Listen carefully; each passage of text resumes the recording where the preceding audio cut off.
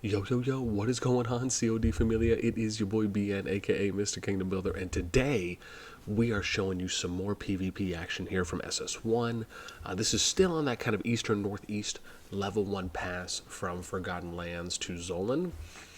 And again, we're seeing a lot of similarities here with the constant essentially PvP that we're seeing between these select alliances, with some differences though, right? We do have UNT, we have POS, but then it's TA on the other side. I don't think there's anyone from TR, mainly just seeing TA right now, and you can see that it kind of looks as though TA is attempting maybe to apply a little bit of what I had been talking about earlier, right, in some of my previous videos, where it's don't fight around the keeps, it's, get away from the keeps, fight more in the open field areas, right, where you're not having to worry about just taking, that kind of unnecessary keep damage. I mean, the thing is that, yeah, right, you're still going to be able to do damage on the keep if you decide that you're just going to kind of fight generally in the open field within their radius.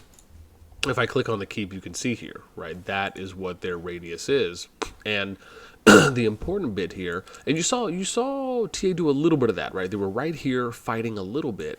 And that's the thing, is that if you don't want to deal with the constant keep fights, which this is important, you don't want to sit here and fight on the bridge, right? This is, I've stressed this multiple times.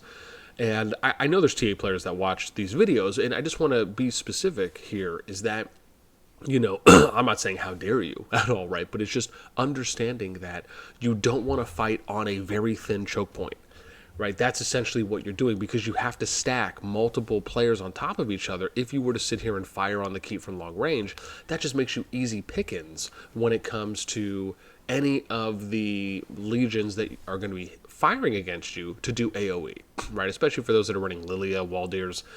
It's just they're compounding the AoE damage on top of one another because you're in the same hitbox circle, right, of a hitbox bubble. And that's why you don't want to really sit there and fight on the bridge. You push out of the bridge, and then you fight on areas that are favorable to you. Right? An example of this would be, instead of fighting over here on this one that has 21, why not fight over here on this keep that has 3, right? And then you just fight over here in the open field, right? Where because even if you look at let me see here if I can click on this. Oh, it's on a cannon tower. Oh, dang, I wish it was a cannon tower. Then I could show you guys what I'm talking about. Let me see if they have one here. It should show me the range. Yeah, so you can see here. Now, I don't know if the cannon tower specifically has the range of its entire square territory. I part of me feels like it's not that big, but again, I'd have to actually pay attention to it when someone does come in.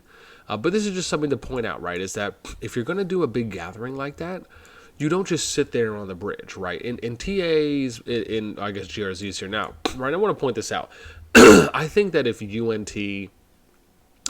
the Southern forces were able to do exactly what they did here on the eastern side, do here on the eastern side, but they were able to mimic that on the southern side of the map, then there's probably a better chance that it would be a little bit more difficult for the northern forces to really push in. I just don't think they were able to reinforce it in time to essentially try to elicit the same effect, right, that they're having right now.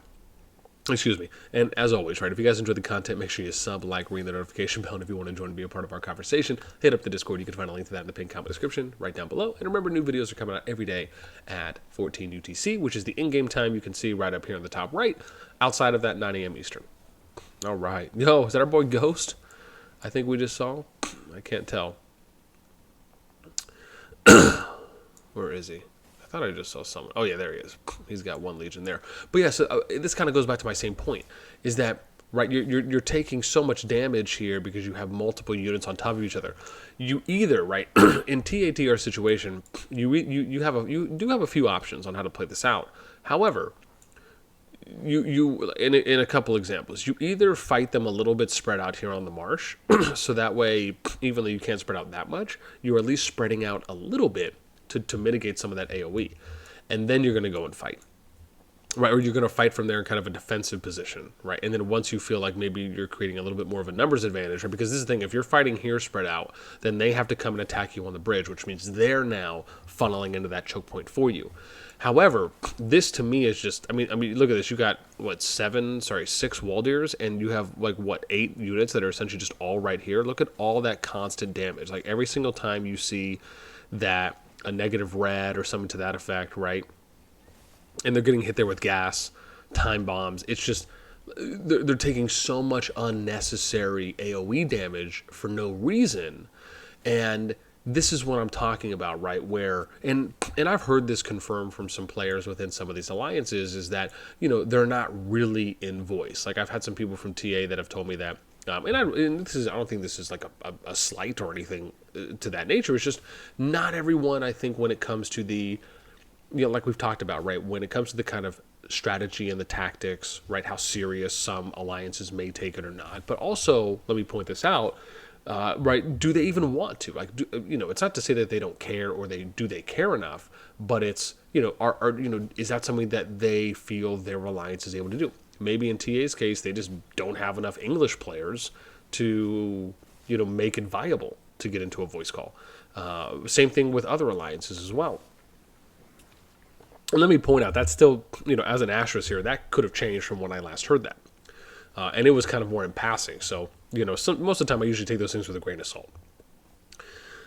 But again, it does go back to what I was saying, is that if you're going to do something, right, then you coordinate a time on the day to do your push, right? We've talked about this before. You get 50, 60, 70, 80, however many. You get a bunch of players that are ready to go, and then you just push across the bridge, and then you can split up into 2 groups, 3 groups, go in one group, and then you just push into an open area that's kind of outside of, you know, if it is, I don't know, that might not be outside of cannon range, but you go here, and then you fight in the open field, right? So that way you're taking less damage from the multiple keeps that are around you.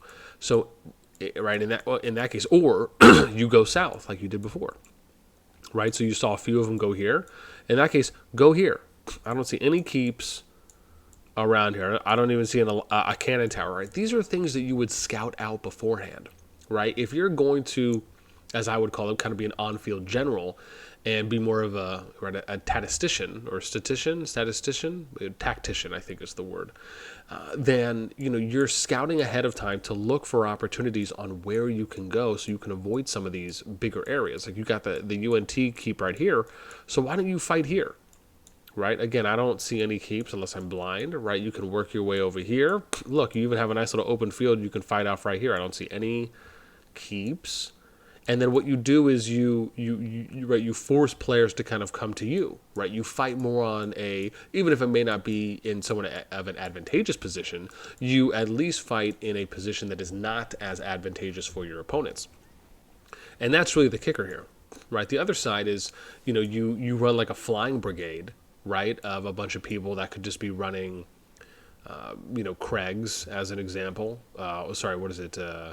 Craigs and Nico Craigs or Atheist Craigs, right? Just some variation there where you're running flying for your physical, and you're, you know, that'd be so dope, dude. I would love to see 30, 40, 50, 60 legions of just flying, and they're just going around and just hunting back and forth between here, just looking for favorable matchups, right? Essentially just one-shotting units one by one because, you know, all of them are attacking. I mean, just the variety of what the tactics could be and can be in COD is what is so exciting to me, and that's what I really think the game needs to double down on, right? I mean, sure, there's other areas I think that they could as well, but in most cases, why not look at what you do amazingly and then continue to dive into that and to separate it?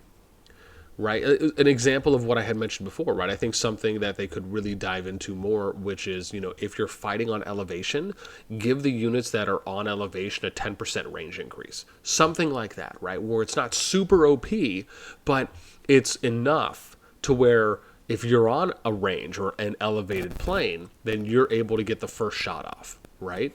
It could be something where if you're mages right now, you can extend other mages.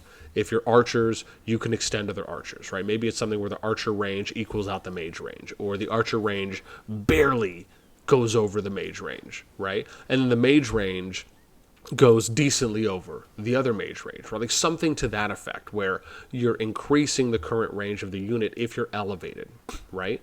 That to me would be really cool. And then maybe you have it on like 2 tiers. Maybe you have just like a standard hill elevation, then you have like the mountaintop elevation, right? Something like that I think would be really cool. And that's not to say that I think that the flying units maybe necessarily need that. I think it really should just go off of elevation, because to me that just makes a little bit more sense. But like that's an example of something where they can expand on a current system that exists, and you're just improving or kind of adding more mechanics to it that allow for more creativity, more customization. Those types of things I think are great. Even when you look at artifacts, I mean, this is a kind of a good example, right? Look at UNT and POS, right? How they're kind of spreading out here, right? I mean, again, could spread out a little bit more, right? When you think about, if they're over here, right? So you probably want players here and then spreading out here to over here. So again, this is decent. It's not bad by any means. It could be a little better, but just a soft example of like even they were trying to do that. So they're just not bunching up as much, right? Those are good tactics you can apply when you're on the receiving end of someone trying to pass a bridge.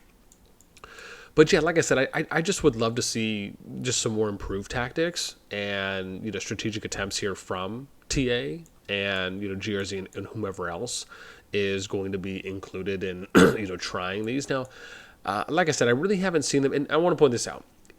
Obviously in my limited view for whenever I'm able to get on and record some fights, maybe they've tried this before. I don't know, right? I can only see what I can see. So unless someone shows me a video or some screenshots of, them, saying that they've done it before, I don't know. But that's why I leave it open-ended, because I can't say they haven't done it before, because I don't watch them 24/7.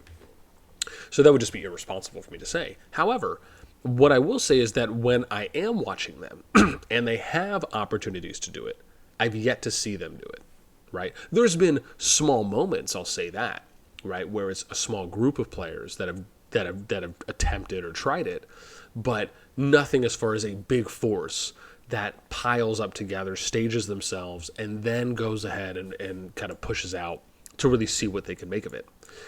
What's interesting, though, is I wonder if they're going to start hitting any cities here. Because and I wonder if this applies. I wonder if you can rally a city that's on an inactive flag's territory, right? Because the status is invalid.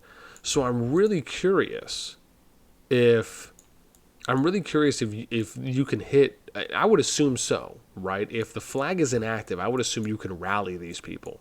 So I wonder if they've done any rallies on that. That would be really curious for me. Oh, dude, I like how some of the Forbidden guys are just coming up here and flanking. That's the other thing, dude. Why isn't Forbidden and 4BD1 coming up to try and flank some of these, either some of these players or doing something to that effect, right? Because for them, I think the choke... Oh, so dude, see, there's Shockwave, bro. There's my boy Midas coming up. Right there. Awesome. See, this is really interesting right now, because like when I look at this march, to me this looks like it's infantry, either that or spearmen. And it looks like I see some siege in there.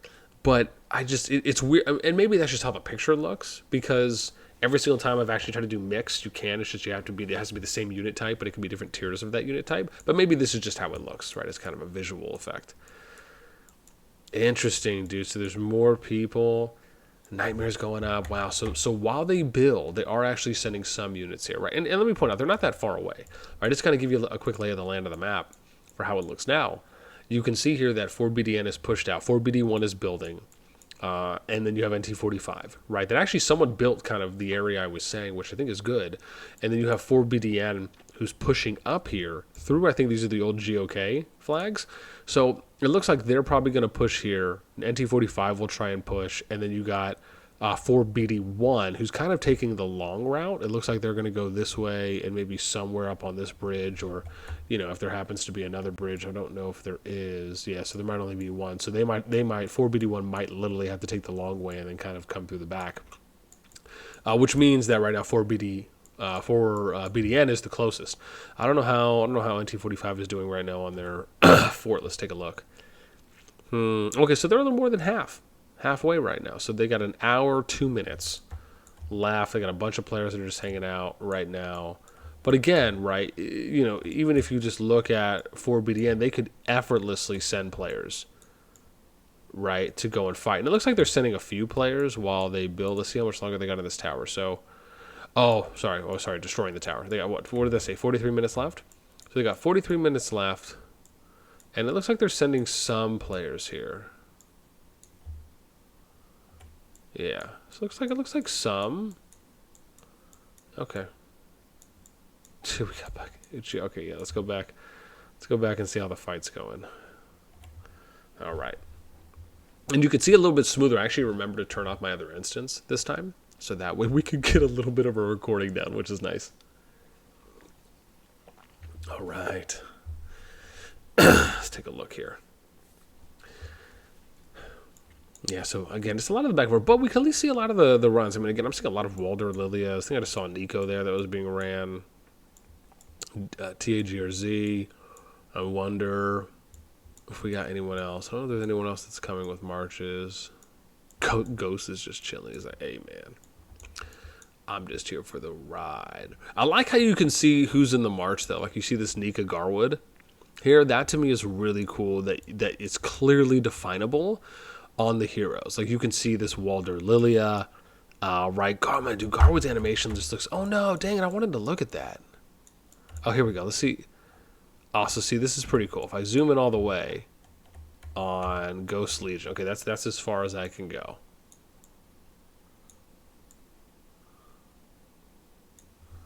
Okay, I guess this is a little better, right? So we're running Kella. Was that Chakcha? Right? But he's running this with, I mean, this is like a 5th march, right? But you can see the nice gold in the T5 infantry, dude, right? That looks pretty cool. I wish I could look a little bit. I wish you could turn it a bit, you know what I mean? Like, if I wanted to go like that, just to look at what the adjustment would be. So, that's pretty cool. Yeah. So, man, like I said, it looks like some of the fighting has slowed down a bit. Maybe some of those southern forces are going to be coming to assist. I don't know if there's any flanking going on or what. I got to see here.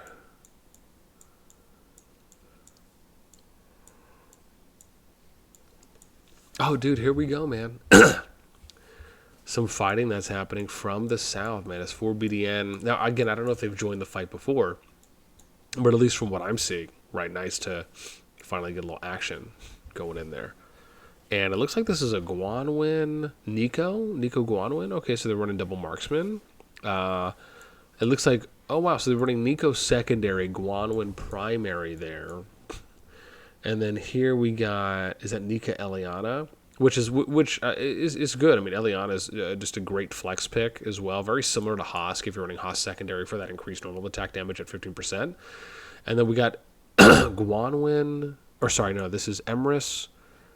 I can't see who the other one is right there. Is that Emrys Bakshi? Oh, it is. This is Emrys Bakshi. Running Emrys primary, though. Bakshi secondary.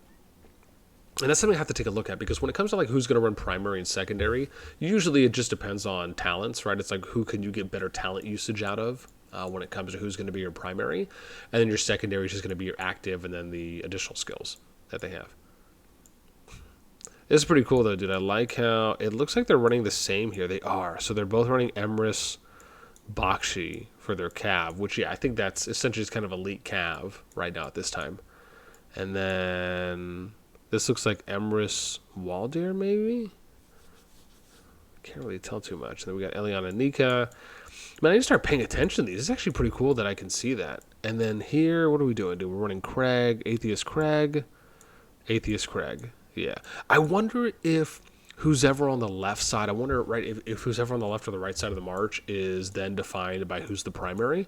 That's something we need to test and look at, right? So, for example, I see Lilia's on the left. Right here, it's Guanwin Waldir, maybe, is that right? I can't tell too much by that animation. No, Alwyn. Okay, so okay. So he's on the right. Okay, cool. And then this could be so Guanwin's on the right, Nico left. So maybe that means Guanwin. Let's see on this one here. Waldir's on the right. Oh, okay, Garwood. So let's see. This should be. Oh no, see. So it doesn't matter. Is on the, like, I'm talking when the march is facing them, right? So Guanwin Nico, march is facing. Interesting. I'm totally gonna see this. So if march is facing Nika, should be primary. Okay, so Nika's primary here. But on this one, Walder's on the right. Oh no, Walder is on the left. Oh, interesting. Maybe it does like a mirror, like a weird mirror reverse when they're running away or if they're charging. This could be a thing, right? I'm not tripping here. Right? So let's look. So on this one, Walder's on. Oh, see, yes, so see, Walder's on the left when he's like when they're running.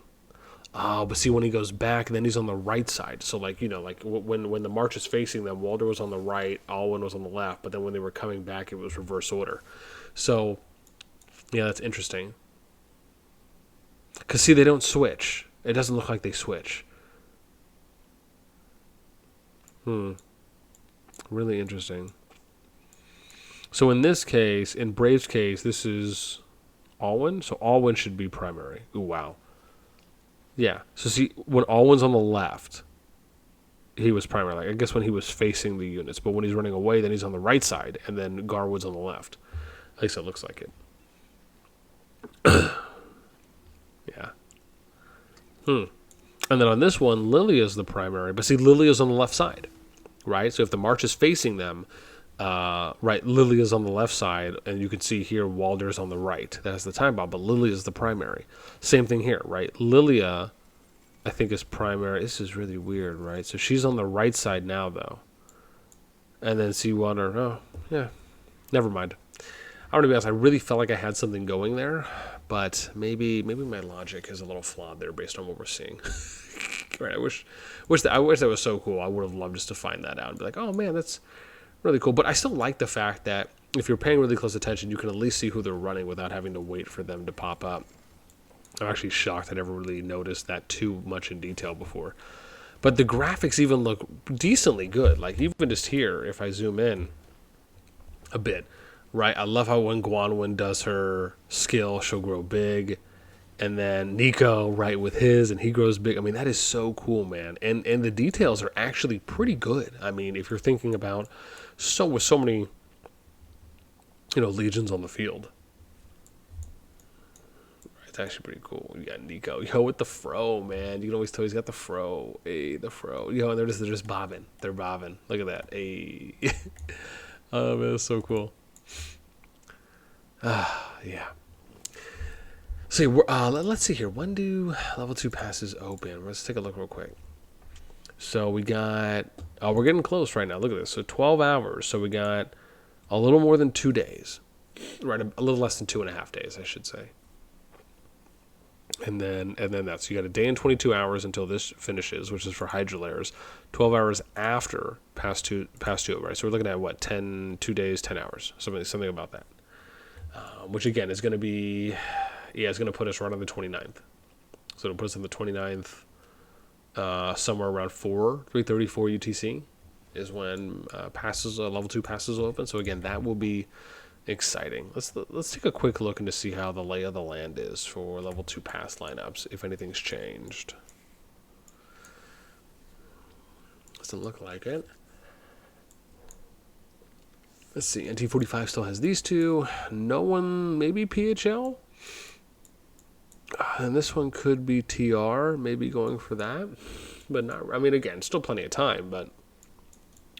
Then Darlin doesn't have any access, so we have to go over to Nivola here, and 4BD 1 is at here. They still haven't come out here. I mean, again, I would assume they have time. Level 2 over here going into Hollandale from Navola. No one's there. But again, getting a little closer here for 4BD1, I think. And then they have this one up here as well. Unless that's a different... Oh, it's GRZ. So GRZ looks like they're going to take that. No one's built out to there yet. This, I think, is still the same for 4BDN. And then TBC, I wonder if they're going to get this or because 4BDN still hasn't flagged out to that one. So we're going to have to see. And then we got TA is here and there. Unless they're going to let Kill get this, I guess we'll have to wait and see.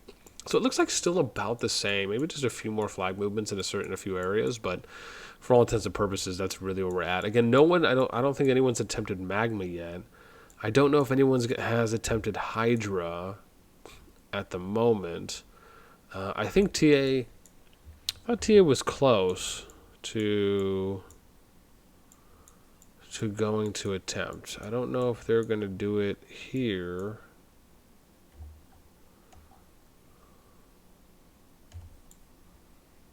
Yeah. No, it doesn't look like they have that. Let's see if anyone has taken any Hydras. I'd love to see. I really want to see a Hydra attempt. Is anyone doing it right now? Let's just check real quick. No. You know, maybe I should ask. Is anyone doing Hydra attempts? Is anyone doing Hydra attempts today? This probably would help if I could ask questions with a question mark. All right, we'll find out, and if I'm able to give you guys some action there for the Hydras, I definitely will try to. But that's going to be it for me, right? So again, I hope you guys enjoyed, as always, us giving you kind of a state of affairs status update here on SS1 and how things are going. Again, would love to hear your thoughts. Let me know in the comments down below, right? Are you interested, or I guess at all, shocked by kind of what's happening here with the southern push going up north, right? What do you think about, kind of how to defeat this type of setup?